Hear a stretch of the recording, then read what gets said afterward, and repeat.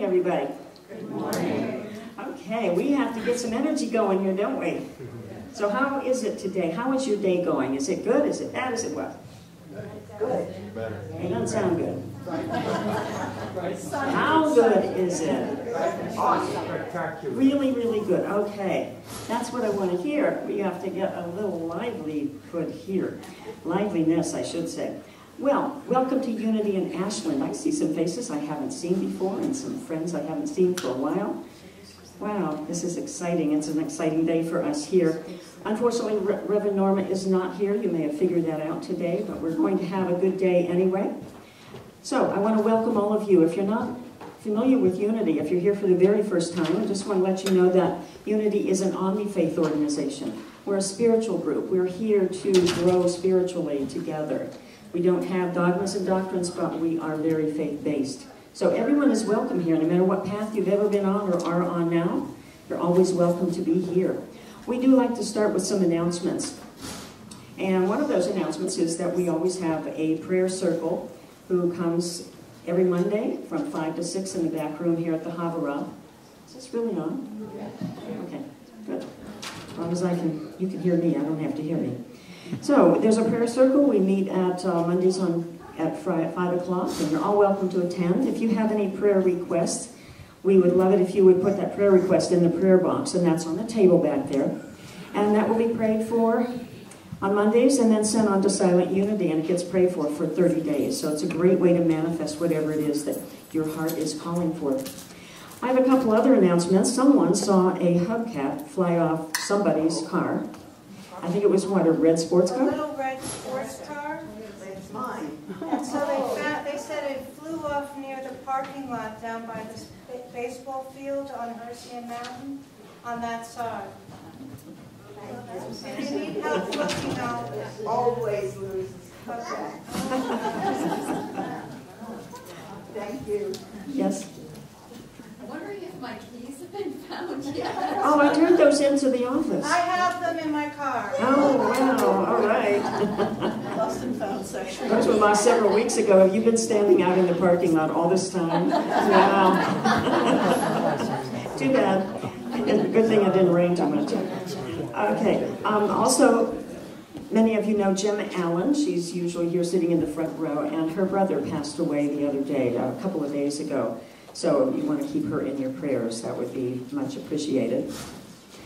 There may be some classes coming up, so you'll want to always check our website, which is unityashland.com, and just see what's happening. I know Norma has already started a journey to completion, but there may be some other things you're interested in, so please always go on our website to find out what's going on. Okay, I do have to announce that there's no child care, and I know that may be concerning to some people, but until after the new year, we're having a temporary hold on child care. So I guess the children are just going to be hugged through the whole service. We pass the baby around. Right with you. So sorry to announce that. Okay, Norma would like us all to wear costumes and masks or whatever next week, because next Sunday we're going to be celebrating Halloween. So I know you all think that I wear one every week, but this really is me. So I'll have something else on next week, undoubtedly. What else? Well, I'm really excited to have this artist with us today. I'm going to introduce him officially a little bit later, but I just want to let you know that we have this fantabulous flautist. Are you a flutist or a flautist? He's a Native American fluter, and he's going to be playing for our service. In a little while, I'll introduce him officially. So, to get us started, to get us warmed up, our wonderful sultry Jane Sterling, is going to lead us through a chant. So let's just put our hands together and get some.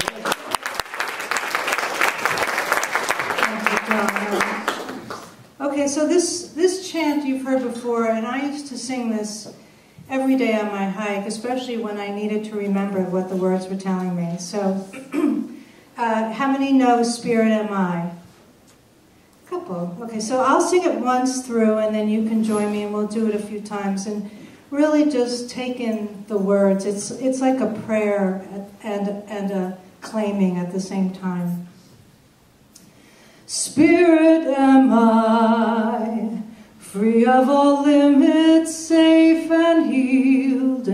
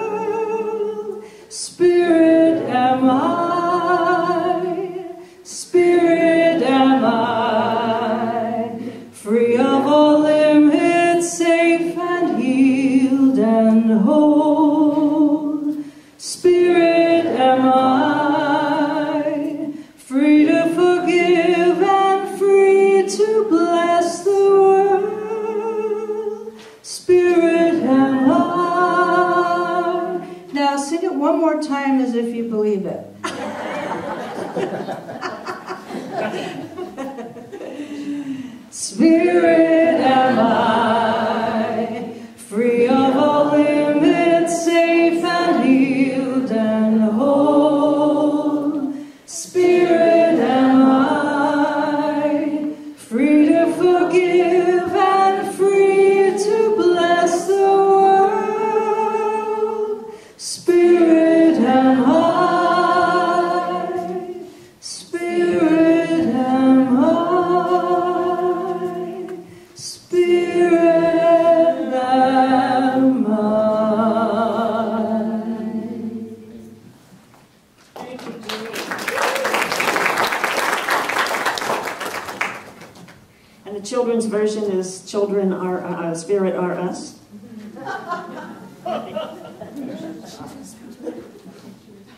All right.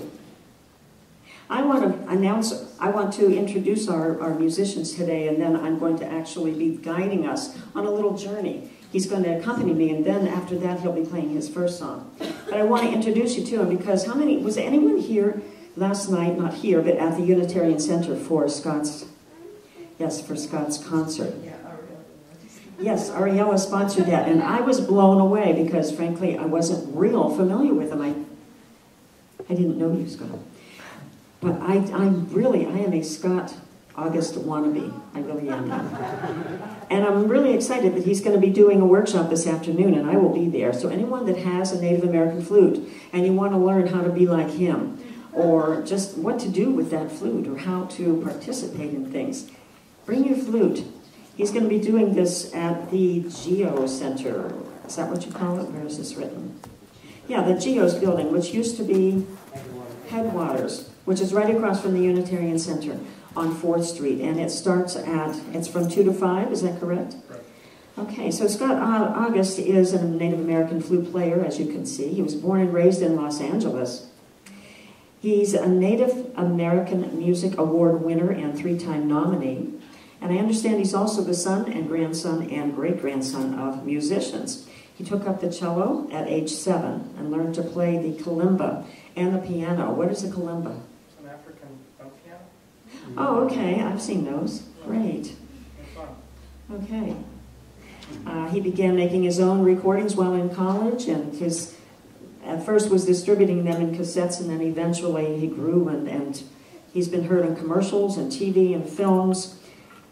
He's also played at the Zion Canyon Flute Festival as well as Yosemite. So he's been around. He's considered one of this country's experts, right up there with Carlos Nakai and some of the others we've heard of. So we're really honored to have him today. He's going to accompany me first through a journey, and then we're going to hear some music with him. So I'm going to invite all of you to just become comfortable in your chairs. We're going to take a little trip because we're going to be talking today about the sacred earth that we live on. This planet is a very sacred place. Some of the Aboriginal tribes and other tribes call us Pachamama. So let's just begin by allowing your eyes to close. And I'm going to invite you to open your mind. So we're going to talk about Pachamama, that is Mother Earth, that is all beings that dwell on her. And I want to begin by creating a sacred space through this brief journey. So just allow your eyes to close and your imagination to come to life as we enter this imaginary world.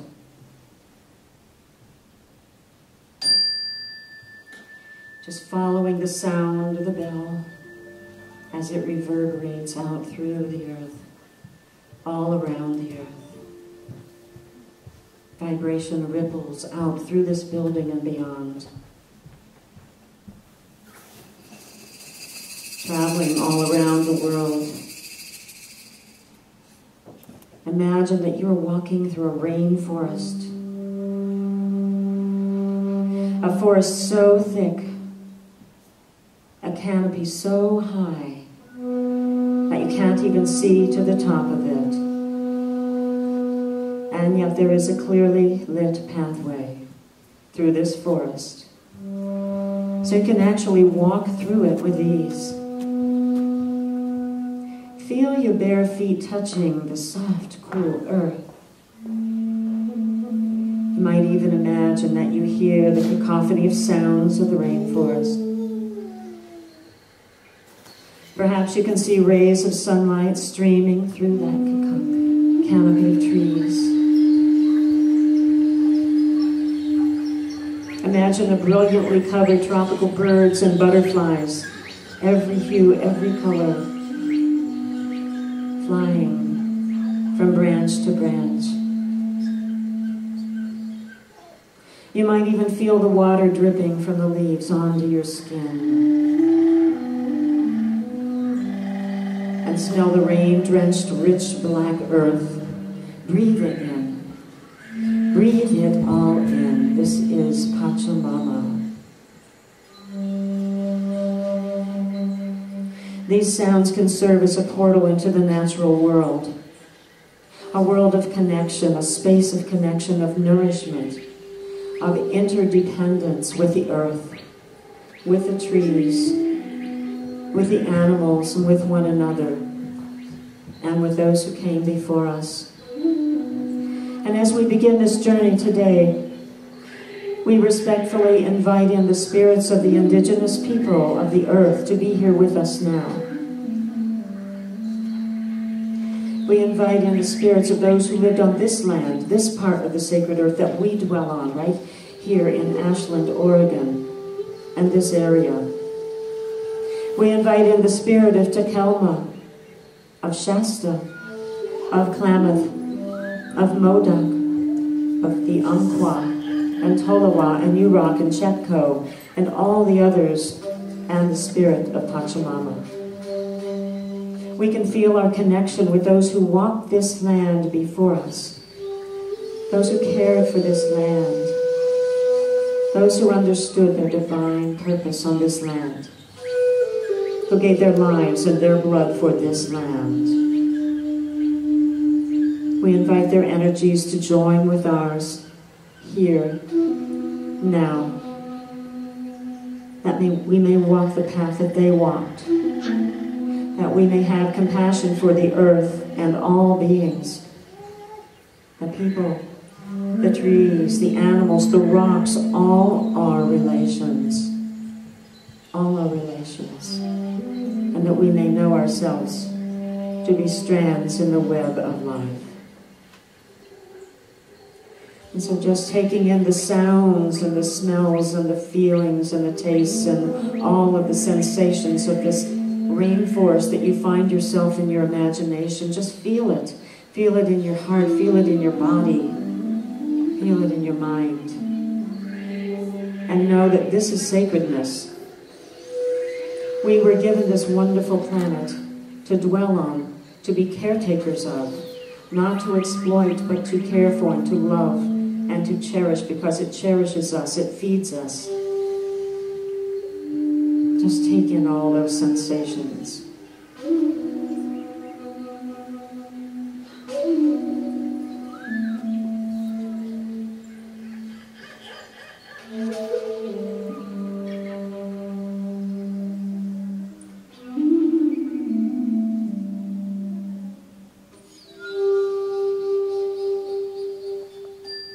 And as you follow that sound into the rainforest, follow that vibration back out of the rainforest, into this room at the Havara in Ashland, Oregon.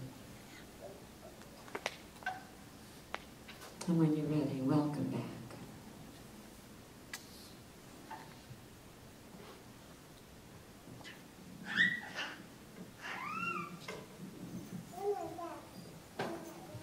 We're going to take just a moment to switch the speakers.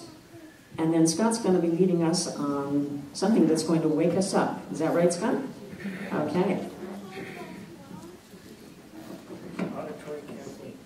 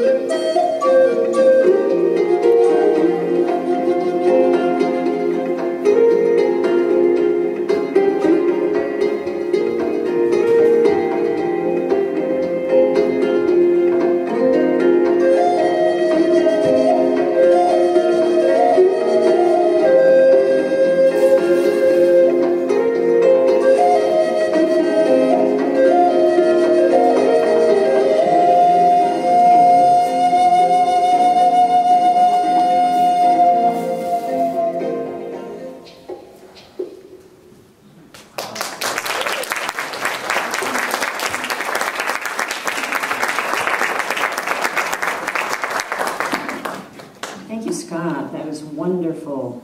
It was so wonderful last night at the Unitarian Center at his concert because he also had a large screen in the background with his DVD that is in. By the way, all of his CDs and DVDs, I believe, they're still left.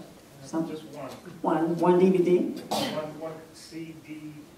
All my CDs, I sold everything else. Oh, okay. Well, that's a good sign then, huh? But anyway, some of his products are available back there, and it's always wonderful to support our guest musicians by taking them home with us.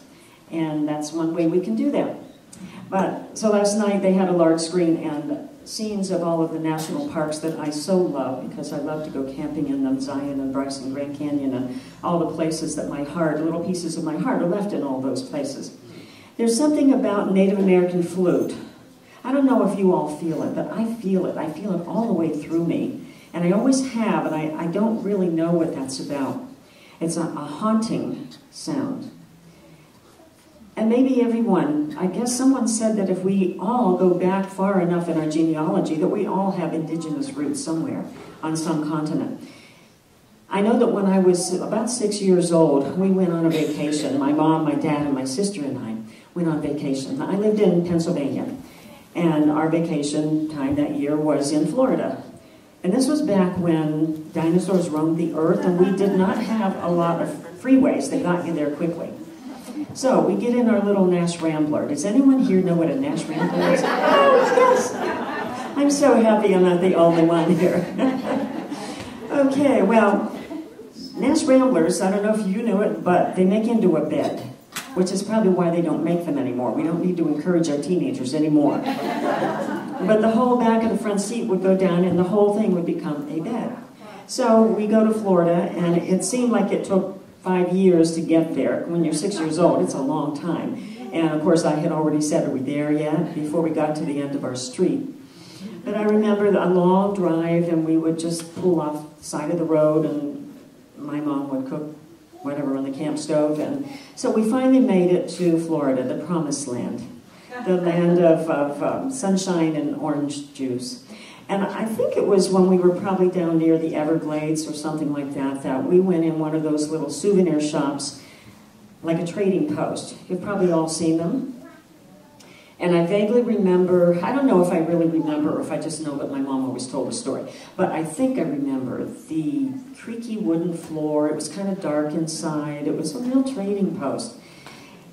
And my mom says that she and my dad looked over at one point, and I was standing there staring at a little boy. He was over a little bit a ways from me, but he was about the same size, same age, and he was a Native American child. And she said, you just stared and stared and stared at each other for the longest time. And my mom always said, it's probably because you were so different. Because I, of course, had platinum blonde hair, I mean, a different kind of white than now. But it was white and pale skin and blue eyes, and this little boy was dark skin and dark eyes and jet black hair. We just stared. And you know, as I've grown older, I really wonder if we really were staring at our differences, or if I was having some kind of a memory, a connection, a memory of a time when I was in that culture, because I have felt that I've been in that culture. Just a few years ago, when I was living in Boulder, Colorado, I used to go up to Rocky Mountain Park nearly every weekend. I would drive up there, and this one time I was driving along this road that overlooks Estes Park, which is the town that you drive into Rocky Mountain Park through. And I was really drawn to pull off the road by this huge rock outcropping. And as I got out of my car and stood there, and I was looking down into the valley, and I had this vision in my mind that that my village had been there, that there had been teepees there, and I saw the people walking around and growing food and just having a peaceful life. And then my vision took me into a darker place, and I saw someone coming in and ravaging that whole little community, and I felt as though I had managed to escape up to this rock that I was standing on. And it was such a vivid memory that I don't know if that's true or not, but I felt it. I felt it all the way through me. And so when I hear Native American flute, I just really go back to those times, those lifetimes, if they're real. Maybe it's a cultural memory, I don't know. It was in 1988 that I joined WinStar. You may not be familiar with WinStar. It was John Denver's organization. It was an environmental educational organization. And he used to have a symposium every year in Aspen. Now, at this time, I was living in Cleveland, Ohio, which is where I raised my children. And I used to come out to Aspen, Ohio every year to come to a symposium, and John Denver always had wonderful speakers, well-known speakers that we've all heard of. One particular year, he brought together the leaders of all of the remaining tribes of indigenous people across our country. And it was so wonderful to look up at the stage and see all of those people, all of those. They were in their own traditional clothing, and they were all slightly different as far as their garb, but all so connected with each other and connected with the earth. And I just remember getting chills. And then later that same evening, the young men got around their big drum and were doing their drumming and their chanting. And you know the kind of chanting I mean? I can't duplicate it, obviously, but it's a very high-pitched. I cry every time I hear that, so I know there's a memory there.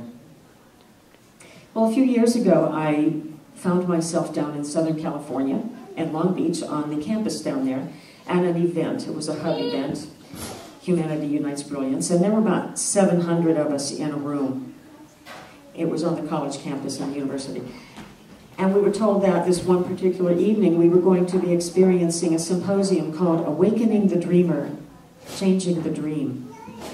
And I have to tell you, that was one of the most impactful things I had ever experienced. It was mostly on a video, on DVD, but they had a huge screen, and we would watch portions of it and then stop and talk about it with people sitting next to us. The people that presented it were Lynn Twist and her husband Bill Twist and Jack Canfield and a few others that are fairly well known. So I want to share a little bit of that with you today, because I got a clear message that night that this was something I wasn't supposed to just see that night and then leave it. I was to be able to bring it to other people. So I took the facilitator training a few years ago. I've only presented it about 3 times, a couple times here in Ashland at the library and once in Cleveland at the Unity Church. It can be done in a huge auditorium like that, but it can also be done in a living room with just a few people. So the story began back in the 1980s with an indigenous tribe called the Ashwars. The Ashwars live in the rainforest of Ecuador and Peru, and they are a dream culture. Their elders and shamans have dreams and visions, and they can prophesy what's coming. They know what's coming. And so during the 80s, early 80s, they began to have visions and dreams that there was a threat coming to their culture. They didn't know what it was. They would get together in their council meetings and discuss it. They were all having these dreams, but what is it? Well, eventually they found out what it was, because they began to see what was happening to the neighboring indigenous tribes around them in the rainforest. They saw these huge machines coming in and leveling their trees. They saw oil being pumped out of their land. They saw their rivers, their lifeblood being destroyed, being polluted. And they didn't know what to do. They felt pretty helpless. They knew they couldn't stand up to these machines, and they saw these white-skinned people coming. They had never seen white people before. So they made a very bold move. They knew they couldn't fight. There was no point in just being angry. So they made a move to create a partnership between their world, the natural world, and what they call the modern world, our world.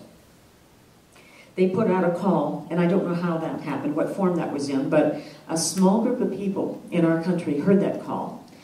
Primarily, it was Lynn Twist. Lynn Twist is the author of The Soul of Money, and she's also, I don't know if she still is, but she was in charge of the Hunger Project. She got that call, and she knew that she had to do something. So she and her husband Bill and a couple of other people traveled to the rainforest, to the Ashwar community. And they met with them. They had interpreters, of course. And you can't get there by road. You have to fly in on some rickety little, I don't know, balloon or something. But you get out there. So in the summer of '95, they got together with this remote rainforest culture, and the two worlds came together and formed what's called the Pachamama Alliance. How many are familiar with the Pachamama Alliance? Quite a few of you, yes. And eventually they decided to put together this symposium so that they could help to bring to our awareness of how out of balance our culture is. You might say, well, awakening the dreamer. Who's the dreamer? And why does the dream need to change? Well, I'm sad to say we are the dreamers. I include myself in that. And our dream is that whatever we do, it doesn't matter as long as we're comfortable. It doesn't matter if it's impacting the rest of the world. And yes, I drive a car every day, so I'm a part of that culture. The culture of greed, you might say. Even though individually we may not feel that we're living in greed, our whole society is based on it. So they were willing to work with our part of society. And the reason they were willing to do that is because of a legend that they had. And I've talked about it here before, but many of you probably might not be familiar with the eagle and the condor. How many know that legend? Quite a few. They had a legend that had been handed down from their grandmothers and grandfathers, the eagle and the condor, for decades, for millennia. And the eagle represents societies that are very materialistic, very human-oriented. The condor, on the other hand, represents societies that are spiritually based and earth-based and more connected. And so as the legend goes, every 500 years we go through cycles. And the last cycle, they were told, began around the end of the 1400s. Now, who can tell me what happened around the end of the 1400s, like maybe 1492? Columbus. So around that time was the beginning of the eagle flying. And we've seen that happening, haven't we? But it's 500 years later. And their legend said that during these times that we're living in right now, the condor and the eagle will actually begin to fly together in the skies. So they knew that rather than try to fight all of this, they needed to bring the two worlds together. That's why they're willing to work with us. They had an understanding of these cycles of human awareness, and they don't want us to come there to help them. There is a quote by an Australian Aboriginal that said, "If you are coming to help us, you are wasting your time. But if you're coming because your liberation is bound up with ours, then let us work together." You know, we can't go in there like we are the Americans who have all the answers. We do that a lot, don't we? They don't want that. We're not there to help them. We're there to work together with them. And the symposium itself focuses not just on what needs to happen to fix it, but how did we get to where we are in the first place? Because if we don't understand how we got to where we are, we're just going to keep creating the same things over and over again, and we won't really get anywhere. Nothing will change. We have to feel it in here that we have become out of balance, and then move into how do we come back into balance. So the symposium actually focuses on three aspects of something: environmental sustainability, social justice, and spiritual fulfillment. Those sound like three different things, but they're actually three aspects of one thing. Because when something happens that affects one of those, the others are affected as well. An example of that might be, what is my example? Okay, you might remember that at one time we were all called citizens. How many have heard yourselves being referred to as a consumer? We're now the consumers. I don't even hear that word citizens so much. It's the consumers. And there is a belief that our culture, that our economy can only be strong if we continue to consume. If we continue to make stuff and buy stuff. You might remember after 9/11 happened, what were we told by a wonderful president? Go shopping. Go shopping. Because if we don't go shopping, our economy fails. Is that true? Do you think that's really true? Does it have to be true? I don't think so. So, one thing, as far as the inequality, one thing that we do, if they were going to build a waste facility or a landfill, something like that, do you think they would go into the middle of a upper-class white community and put that landfill? No. It is invariably put in areas where there are poor people, because they don't really have a voice as much. They wouldn't think of putting it in the middle of Hollywood or in the middle of whatever Malibu, it's always going to be where there are people who are already rather disenfranchised. And so it's an environmental problem, but it's also a social justice problem. They affect each other. And the reason that we have such an out of balance idea is what they call unexamined assumptions. There are many unexamined assumptions. And the one that I just gave about our economy is based only on our being consumers. That's one of them. There were lots of others. And I have a list of some, but I want to see if any of you can come up with some. An unexamined assumption is something that we believe because we've been told it over and over again, but it may not be true. We've never really examined it, never really looked at it to see if it's really true. So what are some things you can think of? The American philosophy of life is the one that's the best. Absolutely, America's the best, and yes, our philosophy of life. The economy always has to grow by X% or we're in big trouble. Right, the economy has to grow or we're in trouble. Diane? There isn't enough for everyone. There isn't enough for everyone, exactly. Yes? We're very, very separate individuals. We're very, very separate, and that is really at the base of all of them, is separation, that we're separate from each other, that we're separate from nature, that we're separate from everything. Any others? Arlene? We have to drill for oil and gas. We have to drill for oil and gas. Yeah. Did you ever see the movie Who Killed the Electric Car? Yeah. We don't really have to drill for oil and gas, but someone profits there. Yes? We have to sacrifice a few for the benefit of all. Sacrifice? We have to sacrifice a few for the benefit of the majority. Okay, we have to sacrifice a few for the benefit of the majority. Right. That's an assumption. Yes? A strong defense or military makes you more safe than good communication.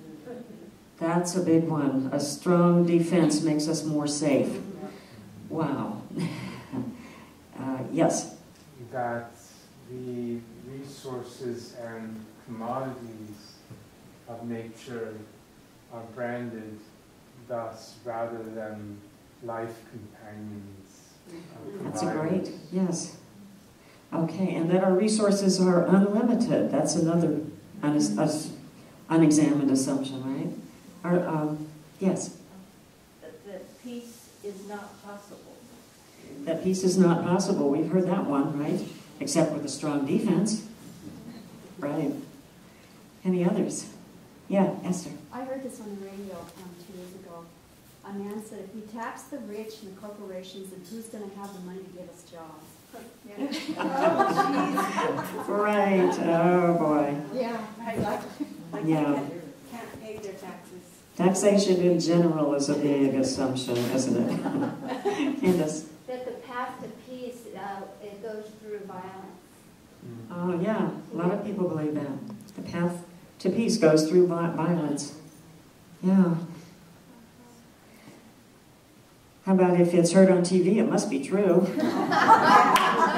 Oh, yeah. The government will take care of us. You believe that one? Our leaders are in charge because they know more than we do. These are some that other people have come up with. No one else is panicking, so why should I? And that, I mean, we don't want to panic, but when we have that attitude completely, it can also lead us into complacency. We don't have to do anything because we're hopeless. How about, I can't have a pretty lawn unless I put chemicals on it? That's a good one. Or someone else will do it, or technology has the answer for everything. Possibly even America is the best country, or we live in a free country. How many think we live in a free country? We'd like to think we do. There are lots of other ones. There are the people in the modern world are superior to people of indigenous lands, or that people with high-level incomes are smarter than the rest of us, or that educated people are better than uneducated people. The list goes on, but these are all assumptions, and we've just bought into them, and we don't stand up to them. So you can see that simply because someone said something, or even passed down through generations doesn't really mean anything. What is important is that we look at these assumptions and see how they led to a worldview of separation. Because that's really what is, as you mentioned back there, separation, that we're separate from one another. That's exactly what's causing so many of the problems, that's underlying all of the problems. Now, historically, there seems to be a pattern. We seem to think that things change overnight. They seem to, suddenly the Berlin Wall comes down, or whatever it is, or the Cold War ends. But actually, things happen with an incubation period and then a tipping point. It may be that there are individuals or groups or organizations that are working towards a particular goal. They may be working for years, maybe decades. And then all of a sudden, there's a change. But it isn't that it's all of a sudden. There's been an incubation period, just as when we have a baby, there's an incubation period. And then the birth. A lot of people feel that we're going through the birth right now. There's a wonderful book by Paul Hawken called Blessed Unrest. I have it here somewhere, don't know where. But blessed unrest is when you are very aware and understand the urgency of the situation we face, but you also know that the possibilities are even greater than the situation, or even greater than the crisis. And you can help spread that word. You can help get the word out to other people. And so in the symposium, there's actually a segment of Paul Hawken talking about showing actually on the screen thousands, maybe even millions of organizations around the world that are all working towards our greater good. We only hear the bad news on the radio, on TV, on the newspapers. We hear how bad it is, and we focus on that. I know people that are glued to CNN day long, and they think they're getting the truth. I don't think so, and I think we need to really move ourselves away. At least this is for me. I have a long time ago moved myself away from focusing on the bad news every day, because we can convince ourselves that there is no hope. And that doesn't help us any. So blessed unrest, we want to be in blessed unrest. We want to really have a clear feeling that there is a problem on the planet, but we also want to know that we can do something. Every one of us can do something. And that's really what we learned in the symposium. And so I want to talk just briefly about the symposium. I decided I was going to share that with people just in a small setting in my apartment. And I have a small apartment. I could probably only get 8 people at the max in there. I'm going to do this actually, though, partly as a Unity fundraiser, because I would normally just offer this freely. But we as a community, Unity community, we want to make an impact on the community here. Not just the people that come here on Sunday mornings, but also in Ashland, also in Oregon, also in our country, in our whole world. We want to be able to reach out. And so we need to do some fundraising things. So what I want to do is I'm going to show it first to the 8 people, and I would like to charge a minimum of $30. It's a 3 or 4 hour symposium. That's not unreasonable. I'm not going to start this until January. And so if anyone feels that they can't afford it, a really cool idea is to get a cute little piggy bank. Now, piggy banks are cute. And every day you can just put your change in there. Or maybe you want to just get an envelope and say, every week I'm going to put a $5 bill in there. And by the time January comes, you'll have your $30. I'm going to share this in my home because I know how to work my VCR. And frankly, it doesn't work well with a computer. Otherwise, I would do it in a bigger venue. But the way they made it, I only know how to use my own little gizmo. So, if anyone is interested in that, I have sign-up sheets back there. Just put your name, your phone number, and your email address. I will get the information to you and let you know the dates. I'll do one in January. If there's more than 8 people, I'll do another one in February or a couple weeks later. If there's still more people, I'll do another one after that. But it's really impactful, and it really brings us into our heart. Not just knowledge. We can read about how bad it is on the planet, but until we feel it, we don't quite get it. So, I really hope that you'll participate in the symposium. We can make it with a potluck, we can do fun stuff, but I hope you'll come to that and sign up back there. Before I close, I want to shift the focus just a little bit to something that Unity, the overall headquarters of Unity, is doing. They have a program called Building Bridges. And that is where some of the Unity churches in our country are having a sister unity in another country. And so far, all of those sister organizations are in Africa, mostly in Nigeria. And that's been a wonderful way for our unity churches around this country to really share and reciprocate with another culture. Well, Norma has suggested that maybe we would like to do something like that, not necessarily with another unity church, but maybe with the Weechels. Those of us who come here frequently have heard Norma talk about the Weechels, which is an indigenous group in Mexico. And she has been very connected with them throughout her life, and she has a relationship with them. So this is just a heads up that our board will be looking at the possibility of just connecting with them and setting up just a relationship. It doesn't mean we have to send the money. That may come later.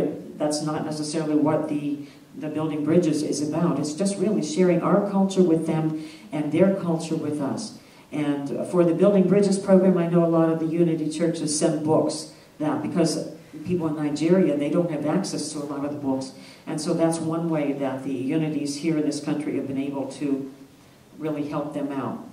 So I'm not sure how this will unfold, but just a heads up that we'll be hearing more about this in the coming weeks. And of course, we'll need a few people to be involved in that, to be involved in the mechanism of that. So I think it's exciting. It's exciting to really get to know people in other cultures. Right? All right.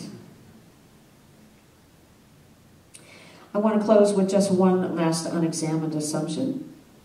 That it's too late to do something. I think every single one of us came to this planet with a purpose. A lot of times I hear people say they're so bored, they don't know what to do, or maybe they're depressed, or they just don't know their life direction. All of us are in that state at some point. If we can just put ourselves into something we're passionate about, find a passion. It'll be different for every one of us. Some people, maybe it would be human rights. Some people it might be diet, vegetarianism. Some people it might be animal rights. It might be environmentalism. It might be anything. But we all need to use our energy that we brought here to this planet at this time. Use it in a positive way so we can make an impact, so we can make the change. There's a word that a lot of people close their presentations with. That word is namaste. And a lot of people define that as I see the God in you, or I see the Christ in you. I want to define that right now as I see me in you, all of you. And I see all of you in me. And I see all of us in everybody and everything on this planet. Namaste. We're going to hear a wonderful song by Scott now, right? So let's welcome Scott back.